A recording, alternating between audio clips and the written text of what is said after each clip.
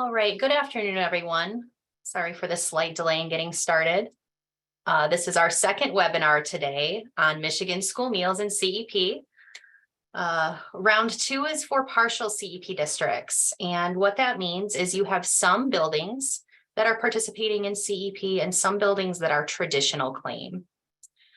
So we had a lot of information yesterday about the Michigan School Meals Program. We're hoping here to dig in a little bit more specifically to CEP and how it relates to the program, opting in forms, all that good stuff.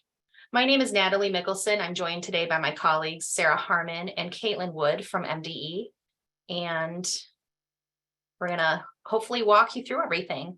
The chat is open, the Q&A is open, so feel free to drop in comments and we'll address them as we go through.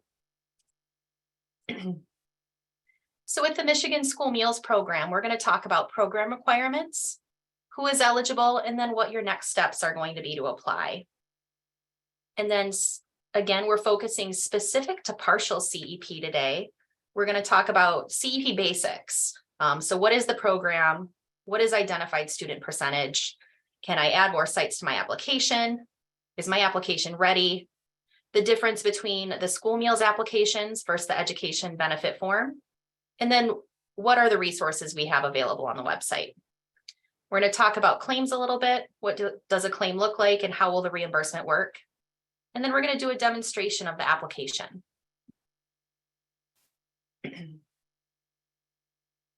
So, program requirements for the Michigan School Meals Program. They include but are not limited to participating in both National School Lunch and School Breakfast. There are some sponsors out there that have a low free and reduced eligibility and in turn don't have to participate in breakfast yet. In order to participate in this program, you do need to serve breakfast. You need to adopt community eligibility provision or CEP to maximize federal reimbursement, which is why we're here today. You need to collect relevant family income information, which may be the school meals application or maybe the education benefit form. So we'll talk about when and how those are used. And then finally, you need to write off all outstanding student meal negative balances. So who is eligible for CEP? Meals served in public school districts, public school academies, and intermediate school districts can participate in the program. Meals served to students in pre-K. So this means Great Start Readiness Program or tuition-based 4-year preschool programs. Now depending on district to district, there are some waivers that students that are 3 who turn 4 in September or maybe December, there's some waivers for that. They're still in that 4-year program. Kindergarten through grade 12. And then special education programs up through age 26. So CEP basics. CEP allows high poverty schools to provide free breakfast and lunch to all students. We're going to be doing that here in Michigan this year through the Michigan School Meals Program, but CEP was the original program to do that and will be running behind the scenes of Michigan School Meals.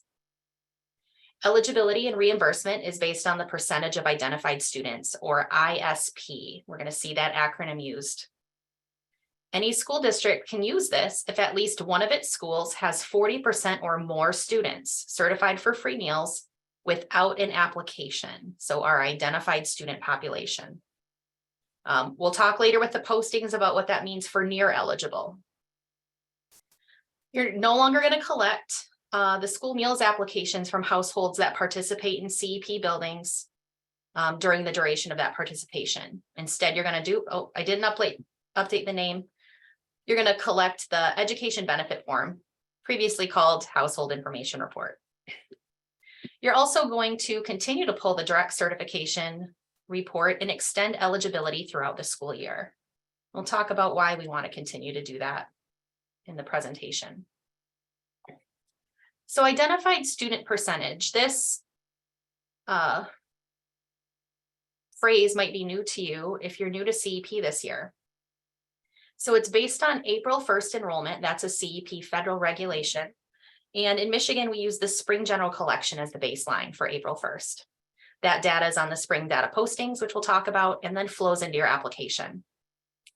To calculate ISP, a school is going to count all of their eligible students.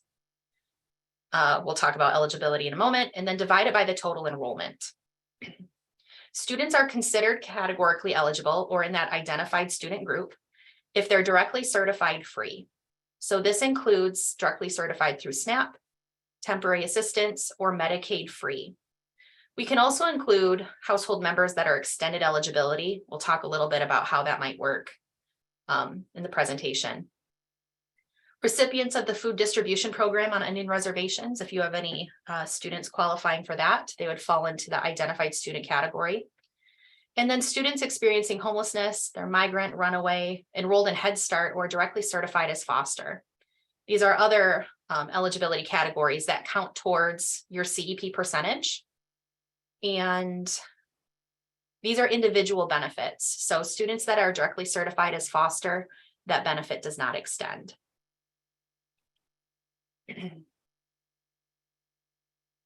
Okay, so do I have eligible sites? The postings are on the CEP resources page. So if you go to that main school nutrition programs, you can scroll down, there's a circle for community eligibility provision. And then once you get to the CEP page, you're going to click resources. And the school level information is what we're going to look at. So I'm going to kind of demo that large document. Ooh, I'm a little out of.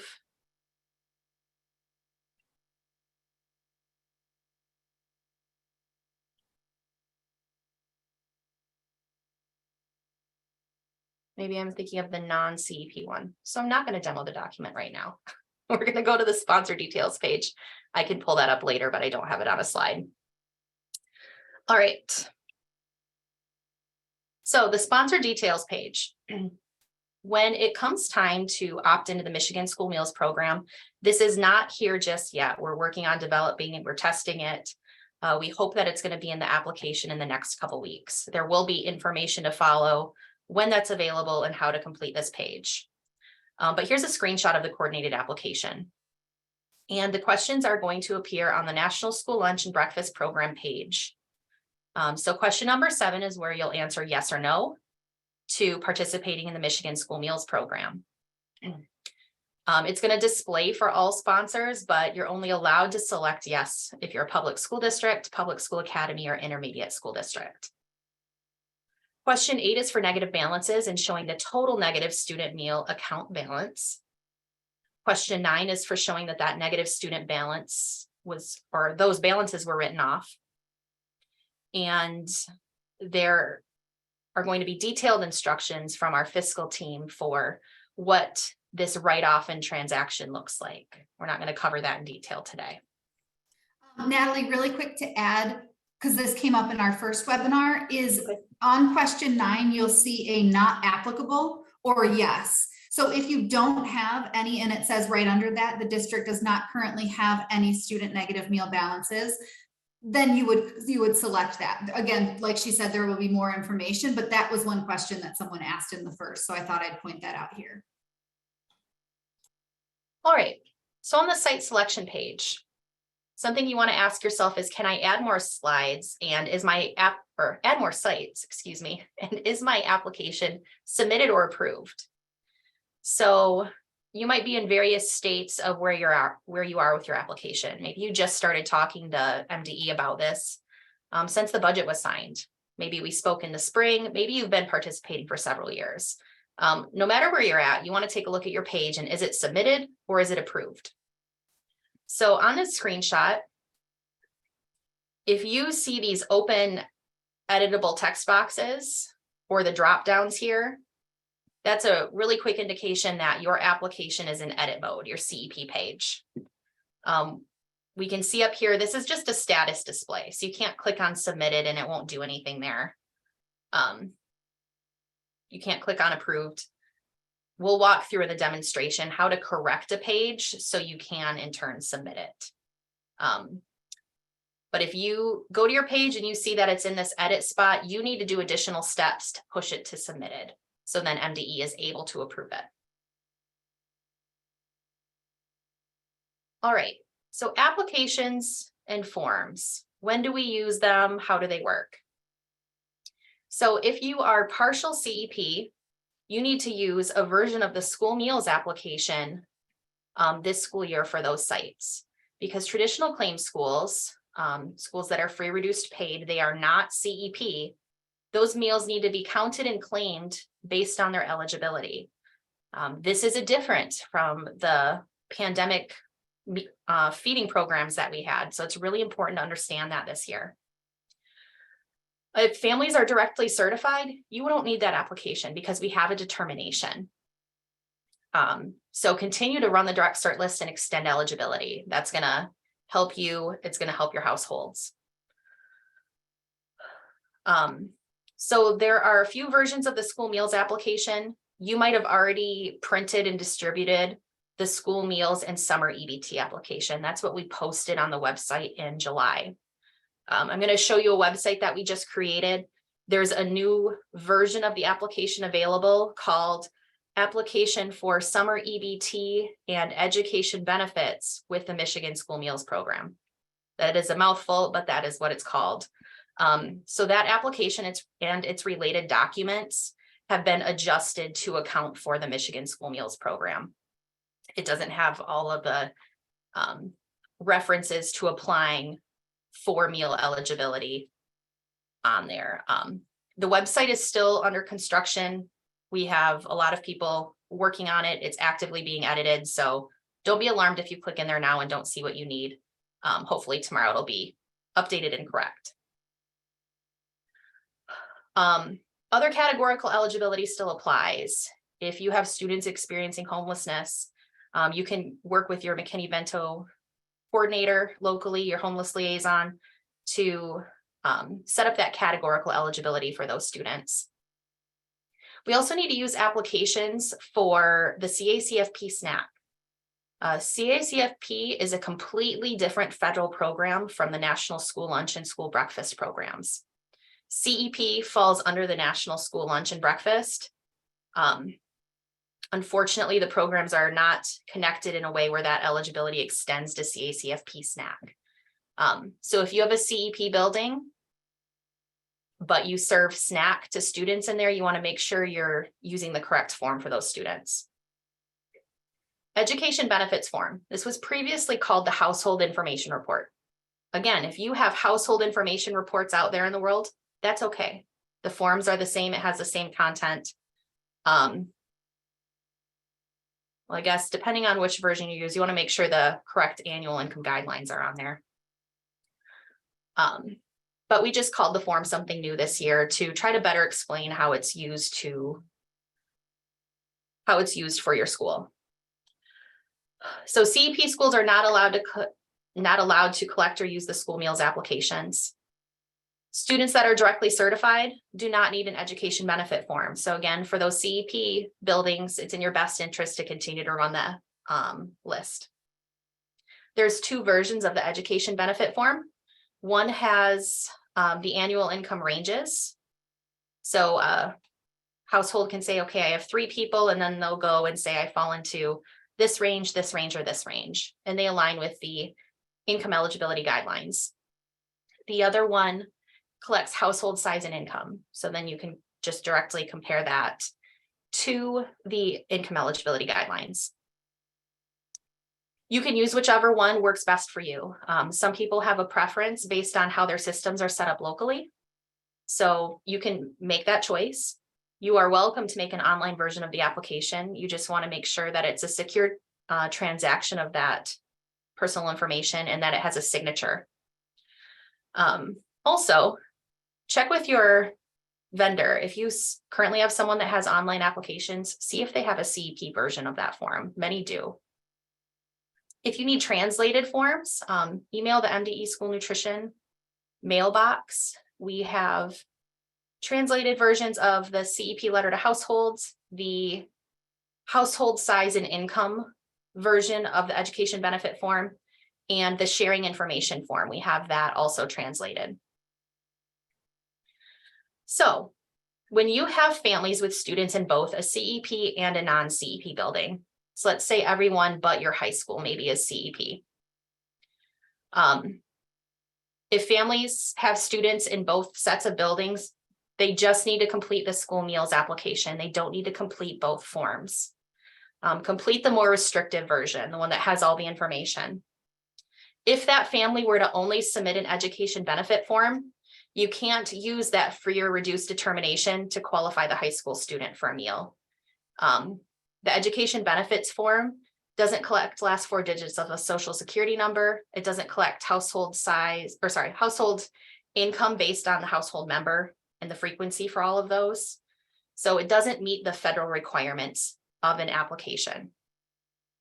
So when you have partial CEP, have families with students in both buildings go to the more restrictive form, the school meals application, and that will qualify everyone.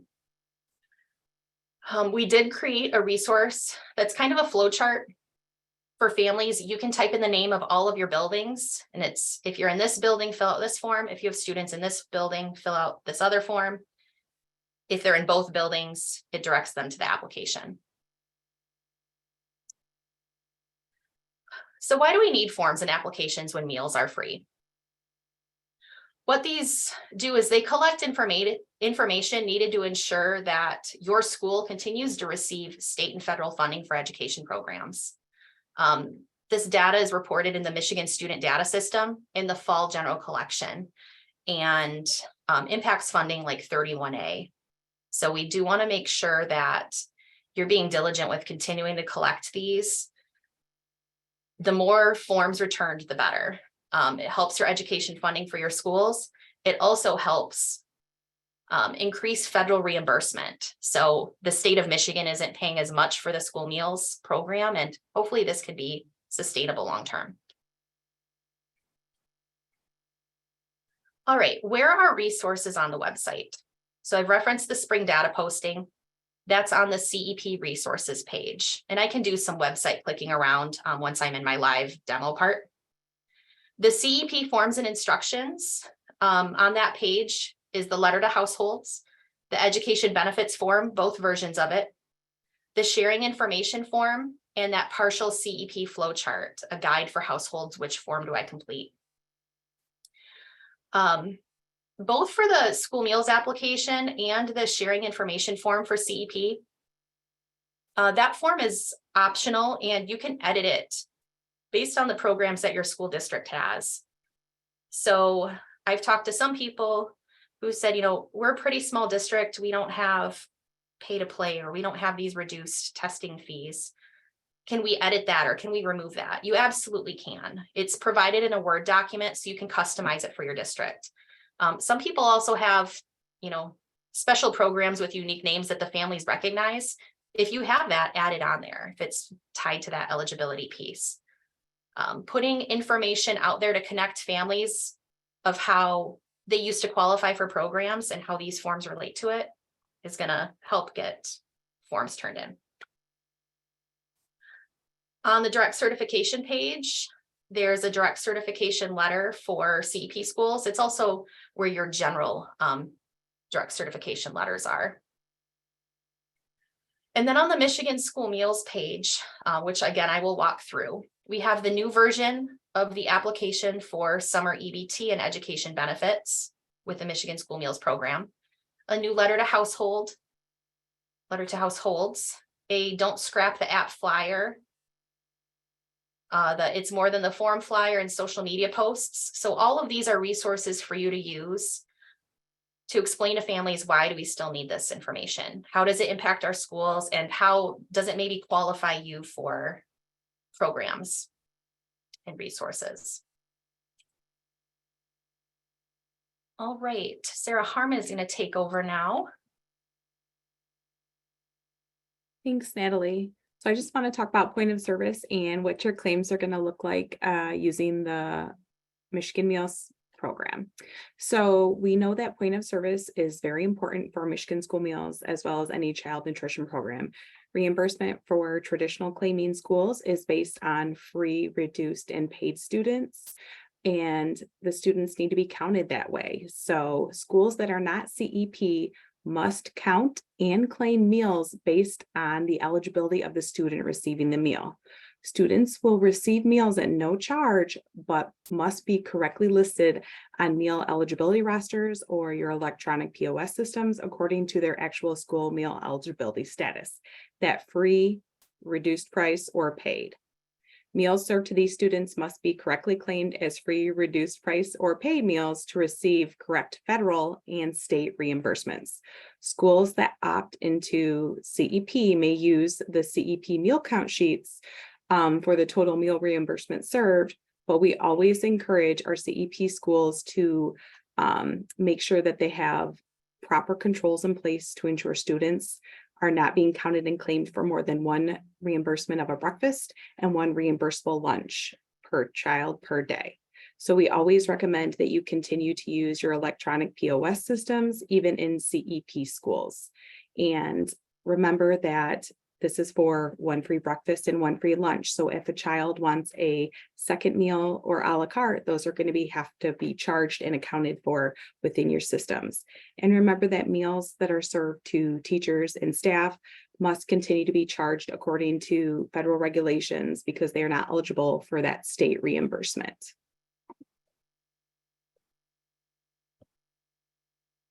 So for your claims, you're going to continue to file your claims in Mine 2.0 and Mine Legacy, just like you always have.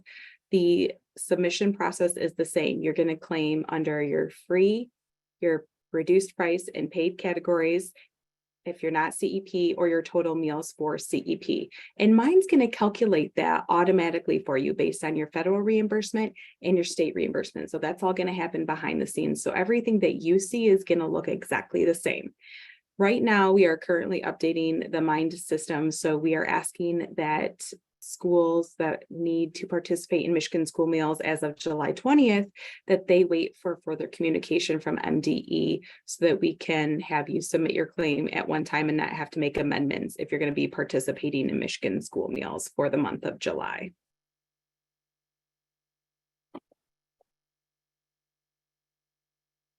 So what would a CEP claim look like, right? So within the claim system, you claim your meals by site. So if we look here, we can see that this is going to be a CEP site. In the first column, you can see there's an arrow pointing towards total servings. What that means is for each meal, which would be breakfast and lunch, you're going to enter the total number of breakfasts and total number of lunches that you served for that month for this site. Once you do that, you're going to go to the next column that you have to fill out, which would be days served, where that second arrow is pointing. You're going to fill out the number of days that you served breakfast and the number of days that you served lunches. Now that could be different based on when school starts or ends and if you had half-day service or not. If you jump all the way to the right, you'll see that you do have to complete that student enrollment. That is the student enrollment as of the last day of service for the month. That's all you have to complete for that CEP claim. Why? Because that percentage of meals claimed as free is going to tie into your Nexus app, and that's going to calculate the reimbursement at the federal rate for free and the federal rate for paid. So behind the scenes, the state's going to put the state rate to make the difference, and the next slide will show that for you.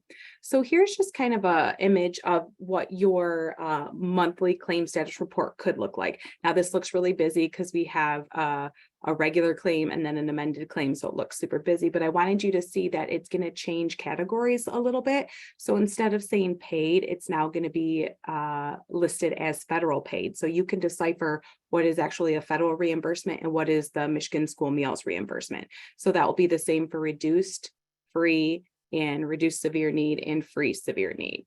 Now, in the middle of the page, you can see it says like extra paid, extra reduced. That's now going to be referred to as, or never was there, but it will be referred to as Michigan paid, Michigan reduced, Michigan paid severe need, Michigan reduced severe need. So that's where you're going to see the difference between the federal rate minus whatever you're reimbursed. So that state rate is going to kick that up. So if you were to get 50 cents for a lunch, that state rate is going to give you, I think, $3.85 difference if you're severe need to make it to that federal free reimbursement rate. So this will all be behind the scenes, but you all have access to the claim status report once this is live in Mine 2.0. So you can see where the federal reimbursement is coming and where that state or the Michigan reimbursement is coming from.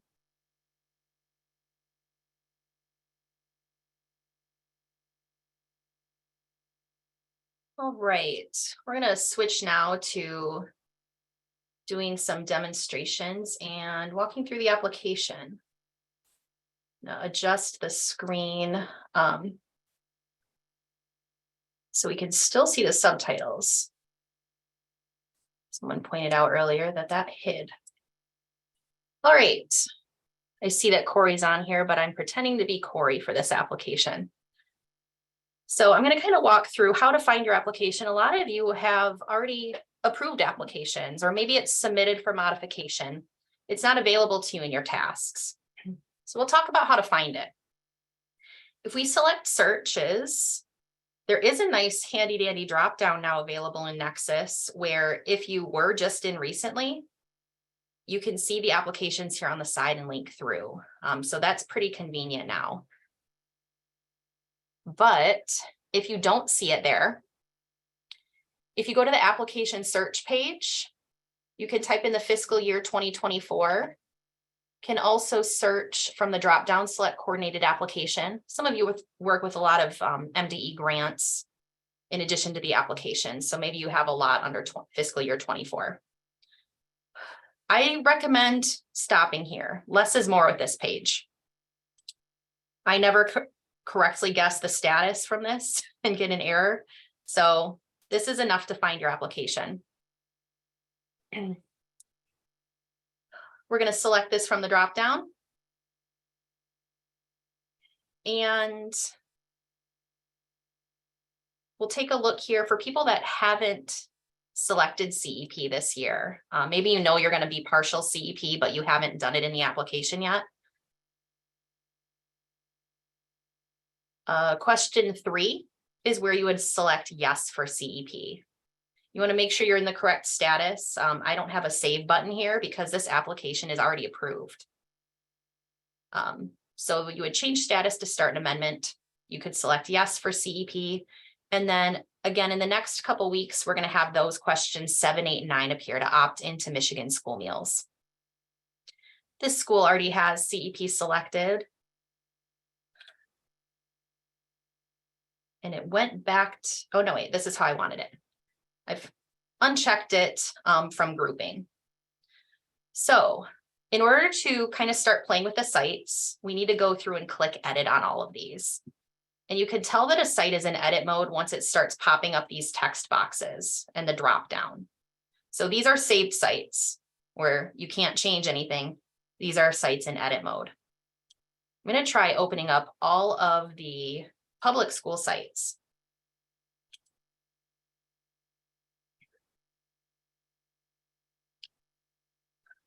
Because we want to see if we can potentially go CEP district wide. That would be ideal. All of our families use the same forms. It really streamlines communication. So once you're in edit mode, you want to make sure that the participating checkbox is selected along the left side. Then from the drop down, I'm choosing to group all as group A here. And then once I save, it's going to save all of group A.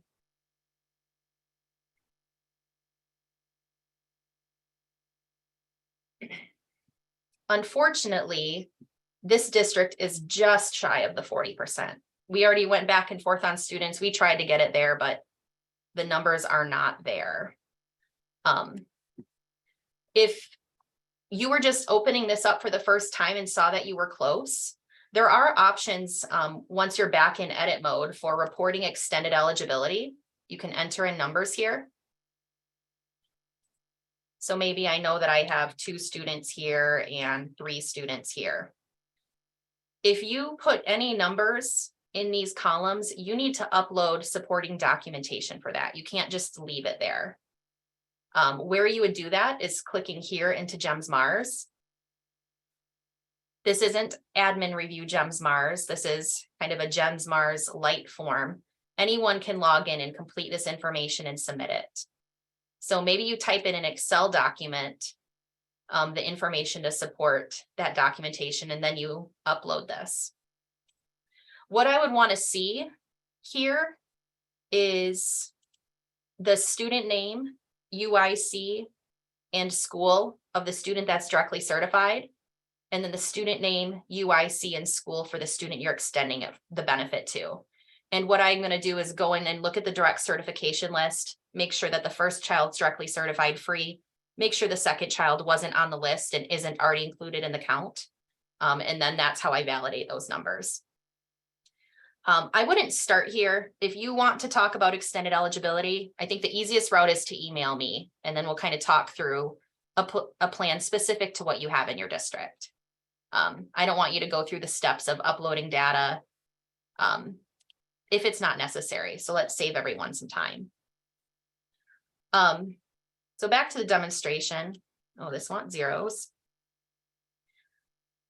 When we saved all of this, the district eligibility was below 40%.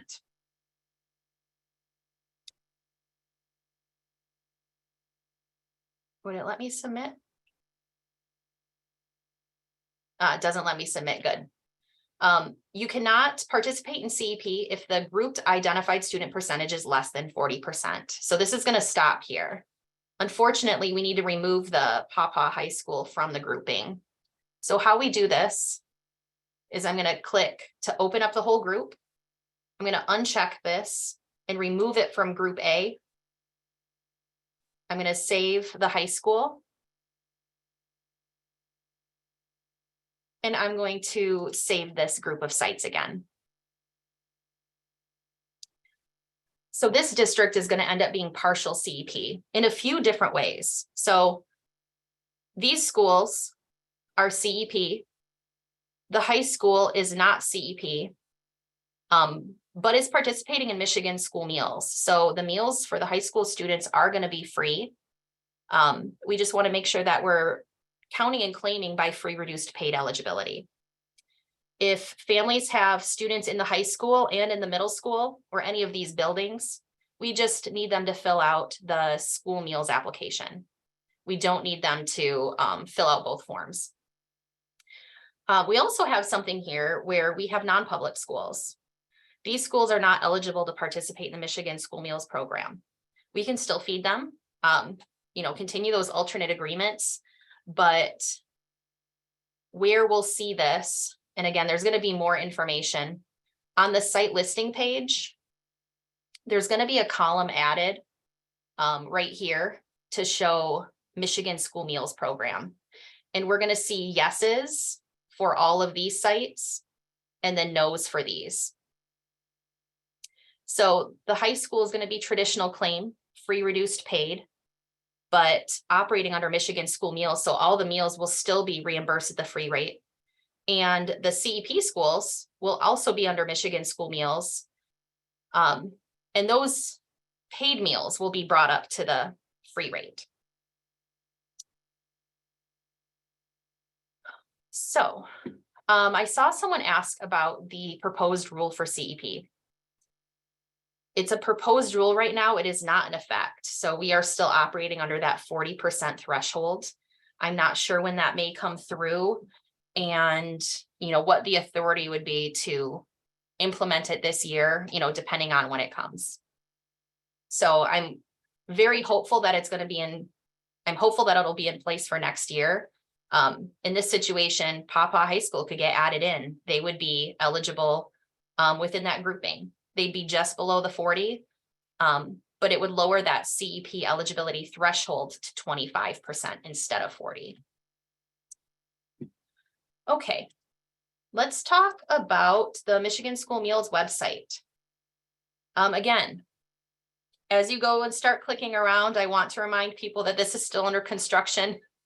We have people correcting links, editing links. There's some things posted correctly and others didn't. So give us another day to work out the kinks here. But we have a link for families and a link for schools. And for schools, this is where you can get communications for your CEP buildings. So we have a flyer explaining why you'd use the education benefit form, why they need to fill it out. We have social media posts for it. This links out to the CEP website, where we have the CEP letter to households. We have the 2 versions of the benefit form. We have the sharing information form and that flow chart for partial CEP. Let me pop this up. Where did it go? Here it is.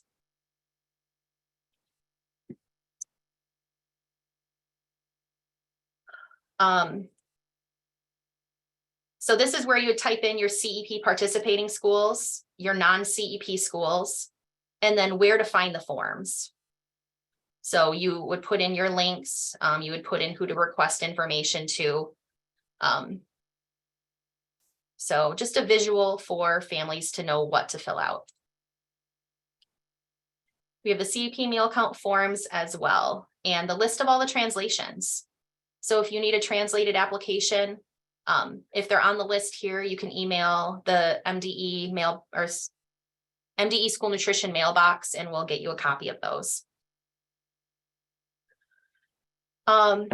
Here we have communication for those traditional claim or non-CEP schools. So a letter to households explaining, getting risky here. This is going to open for me. You'll notice it opens in SharePoint. So this is giving an error to external people.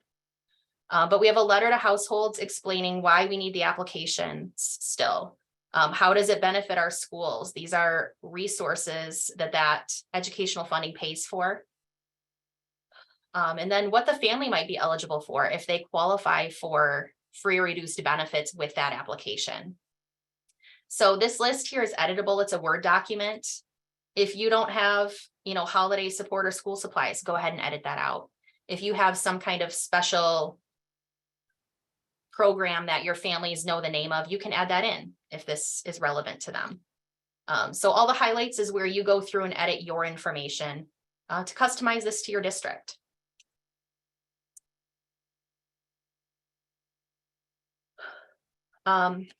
We have a don't scrap the app flyer. This is similar. We have a different version for the CEP one, but just explaining why this matters to districts. So a different visual to catch their eye and explain what those resources are for.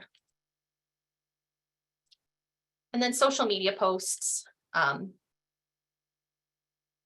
The CEP and the application ones are the same, other than the name of the form that's within it. So just models and resources. You can put that on your calendar for someone in your district to put it on the Facebook page or in a monthly newsletter or weekly newsletter, whatever you have. I think this was opening to the application. We have an updated name for the application. It's the same version. I don't know where that went. But all of these have been updated to reflect that it's not tied to the school meal. School meals are free, but we can still complete this piece out or still fill this out, and this is what you could be eligible for. If families qualify for direct certification, free or reduced, we've updated those letters. So those all should be live and corrected, hopefully in the next day.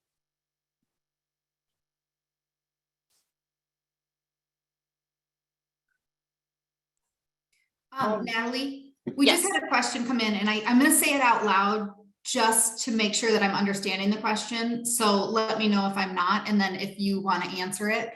But it says, if we have a school that's on the lower end of reimbursement for CEP, so I'm thinking in the 40%, something like that. How do we make sure they receive 100% of the reimbursement? So I think that's just going into the free and then paid and how the state comes in with the Michigan school meals. Yeah, we're going to have more information about the claims and resources for that once it's built out and finalized. We're still in the development phase for that piece. But this application, is on the low end of CEP eligibility. I'm just going to say 70% to make it easier. So 70% of the meals at these sites are reimbursed at the free rate. 30% are reimbursed federally at the paid rate, the state is going to make up the difference for that other pile or that paid portion. And that claims breakdown right here that Sarah had walked through is going to show the breakout of the Michigan paid and for the Michigan paid if you're CEP, and then the Michigan reduced if you're a traditional claim for breakfast and lunch. So this will be a way to kind of go through with that. And then, so even using your pawpaw example, so what Corey will look for when she does this or sees this report is she'll have free, reduced, and paid. All the different buildings will be broken out because the high school will still be free, reduced, paid, and all the rest are going to be a free percentage and a paid percentage. And then the state, Michigan side, she'll see all of those as well. So it just will look slightly different for everyone, but you'll be reimbursed at the free rate for all of your meals claimed. It just, some might be coming from the federal side, some from the state side. Correct. So I think I've gotten through the parts that I wanted to demo. I'll put our names up so you have our emails if you need to ask additional questions. Caitlin, was there anything else in the chat that we need to reiterate or didn't cover? There were a few questions just about if you have a building that's eligible for CEP, should they become CEP? And to that, I kind of answered, it depends. And you and I can help them walk through their data and see what makes sense. But if you can get all of your buildings into CEP, that is the best way to do it for this year, because the school district will not have to pay any difference. You will not lose money. The state is going to be reimbursing you that paid percentage. And it's much easier to communicate district-wide CEP. So if it's possible, that's the best option. And then if it's not, maybe you have, like Pawpaw, you have 4 of your 5 buildings. That's a great way to do CEP. If it was the reverse and only 1 was eligible and the other 4 were very low, maybe it doesn't make sense. And so Natalie and I will help talk through that and see what makes the most sense as far as opting into CEP when you maybe only have 1 eligible building. But it does depend, it's sort of case by case. And I don't know if you want to add anything to that, but that came up a couple times of, do I have to opt in? How does that work? Yeah, and looking at some of the names on here, I know I've spoke to some of these people, whether they're on the low end, but eligible with buildings, and we're trying to figure out who to add in. Or there's some in here where I know that you were eligible to run CEP district-wide. It wasn't at a percentage that you were comfortable with, free Michigan school meals, but because you're eligible now, you do need to opt in for all of those sites. Mm-hmm. So this also doesn't, sometimes you might have an alternate agreement, maybe with a local charter school, or you have an ISD or RESA site. It's really, I think, easier for us to take a look at your application, take a look at your sites and eligibility, and give you advice, specific to your district, rather than making general blanket statements without seeing the ins and outs of what you have going on. Yes. And then Natalie, another question came up about it being complicated with partial CEP. So the real question was, I'm fearful that CEP and partial setup is confusing for families to understand. They might just decide, I'm going to get free meals anyways. I'm not going to bother with the forms. How do we curb that mindset? Which is a great question. And I think that's a concern at any level, whether you're CEP or not. Meals are free for everyone, so why should I complete that form? I think it's definitely trickier for partial districts, where partial CEP, where you have 2 versions out there, and one form is pretty easy to get through and the other one asks a little bit more information. So families might be more reluctant to share that. So we tried to create some resources to explain for families why those forms are more than just the meal attached to it, how it's related to educational funding, and the resources provided to your district with that money. I think when you're able to, and as it makes sense, it is easiest to go CEP. I think it's easier to get parents to complete that form for schools that have applications, you need to conduct verification. That's another layer on there. When you're CEP, you don't need to conduct verification. Verification is that confirmation process of what's on an application and made, supported that eligibility determination. When you're CEP, you don't have to do that process. So the paperwork, I think, is a bit easier. And we did have 2 other questions that were, if all buildings are eligible for CEP and you select that you're going to do that, you only have families fill out the education benefits form. So that is correct, like Natalie just said, and then it also eliminates verification. So you don't even have to think about that. Right now, with all meals being free, if all district-wide you are at 40% or above, yes, you should opt into CEP. MDE is requiring that, although we can have one-on-one conversations if you want more information. But yes, the answer to that is you should opt into CEP, and then district-wide, you only collect that education benefits form.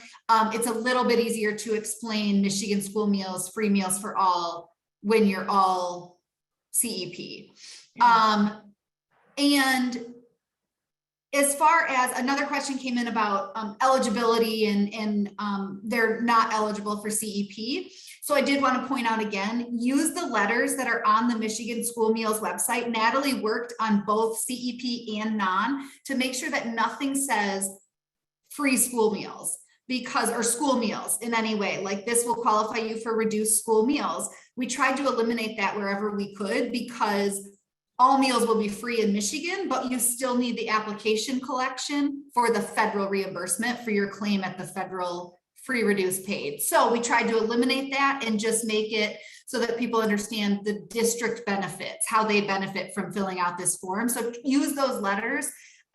You can make them your own. They're all Word documents, but those will be really helpful to try to not confuse some of the wording of all meals are free, so what does it matter? Well, it matters for all of these other reasons. And so those should hopefully be a good tool and a good resource. If we miss something, let us know. We're happy to create something else that might be helpful, but we think we kind of gave you enough to hopefully help with some of that confusion.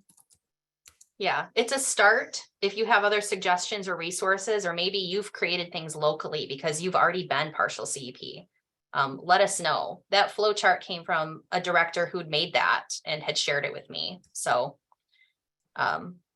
those of you out there doing the work are great resources, and we're happy to hear suggestions or share things that you have on a larger level where we can.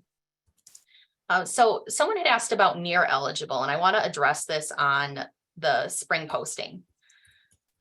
This posting is a federal requirement and can be kind of confusing. So that near eligible category is the range of 30.1% up to 39.99. It's a really large, 10% range.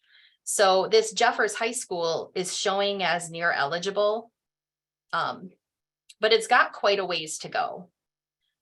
So where Caitlin and I can work with you to give more information, we're not just looking at individual schools, we want to group schools. So we would group this Jeffers High School and South Range. Can we get both schools in? Probably not here with the numbers. That's not a lot of wiggle room there. But when you look at that near eligible category, look at how close you are to 40%. 38.8, that's closer. And, there might be some wiggle room where we can get people over if they have overall district ISP of 38% or 39%. We can chat about options maybe to get additional buildings added in to streamline processes for you and streamline processes for parents where we can.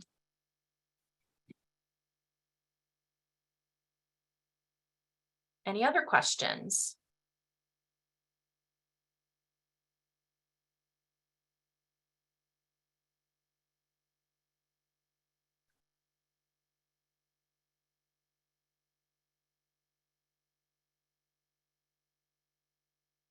There were a couple questions, and I think you answered this pretty well, but there were a couple questions about the forms and applications in naming. And again, Natalie really renamed both the school meals application as well as that household information report to reflect what we're trying to collect. So the household information report is now the education benefit form, because that's really what we're collecting is different education benefits. That's where that student information comes into play, is it provides the school with other benefits.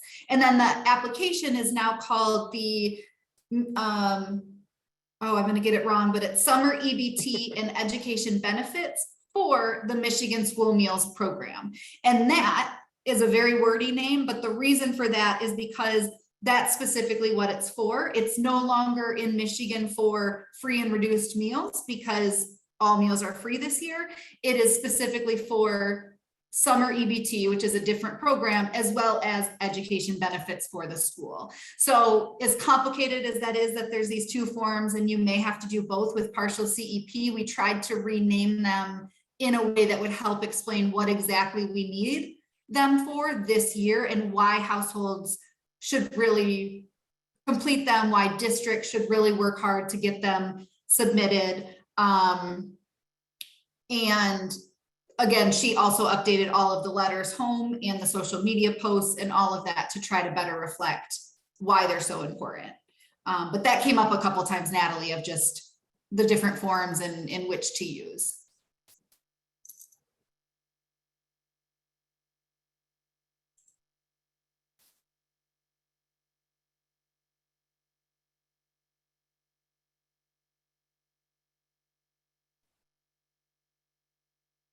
Well, if there aren't, oh, There's one more that is, if you want to read it, but it's more case by case. yeah, if you can email Caitlin or myself with letting us know what your school district is, we can look up your information, line it up to your application, take a look at the spring posting and see what data is there. Because just looking line by line at eligible schools sometimes doesn't tell the whole story, but once we start grouping things together, we might be able to loop in more buildings and expand that program, other than just the yeses and nos that you see on that spring data posting. So we're happy to help you with that and make some recommendations. And that's again, like a really general example is if you have two elementaries, a middle school and a high school, and the two elementaries are eligible, it might make sense to do partial CEP for those two elementaries and not the middle school, high school. If you only have one of your elementaries eligible, maybe that doesn't. So it really depends. It's not a yes or no, unless you're district-wide CEP, because then that it makes sense to simplify as much as possible. And so that's why we're requiring district-wide, especially, to go CEP if you can. So every other situation, it just kind of depends on the makeup of the district. Maybe some buildings are claimed together, even though they're separate buildings. So it just, there's a lot of different situations that we want to look at and make sure that you are making the most informed choice that you can.